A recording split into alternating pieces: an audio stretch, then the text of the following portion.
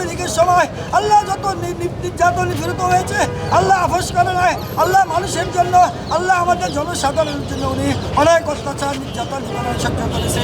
আল্লাহ উনি দেশ ছাড়ে নাই। আল্লাহ আমাদের ভালোবাসা মহব্বতের জন্য উনি দেশের বাইরে যান নাই। আল্লাহ উনি আজকে আমাদের জন্য এত কিছু করেছে। আল্লাহ আমরা সকলে ওনার জন্য দোয়া করতেছি।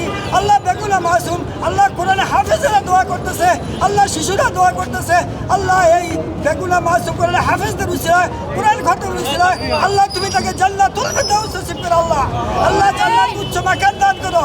আল্লাহ তারেক রহমানকে কবুল করো। আল্লাহ তারেক রহমান আল্লাহ জনগণের জন্য, আল্লাহ দেশবাসীর জন্য যেটা মঙ্গল হয়, মানুষের আশা আকাঙ্ক্ষার জন্য আল্লাহ তুমি তাকে আল্লাহ প্রধানমন্ত্রী হিসাবে কবুল করে নাও। আল্লাহ তাকে প্রধানমন্ত্রী, আল্লাহ তার মায়ের দায়িত্ব, জিয়াউর রহমানের আদর্শ নীতি আল্লাহ এই নিয়ে যাতে চালাইতে পারে, দেশ পরিচালনা করতে পারে। আল্লাহ সেইভাবে তুমি কবুল আর মঞ্জুর করো। আল্লাহ তারেক রহমানকে সেভাবে তুমি কবুল করো।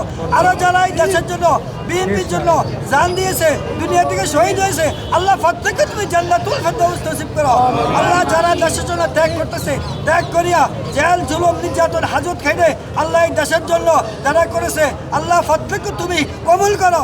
আল্লাহ যারা এই দেশের জন্য, এই জনগণের জন্য, এই মানুষের জন্য আল্লাহ প্রত্যেককে তুমি কবুল আর মঞ্জুর করে নাও।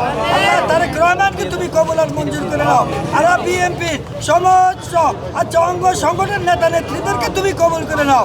আল্লাহ সকল নেতা নেত্রীদেরকে তুমি কবুল করে নাও। আল্লাহ সকলের মনের আশা আকাঙ্ক্ষা তুমি পূর্ণ করে দাও। আল্লাহ আজকে আমাদের কোরআন খতমকে কবুল করা।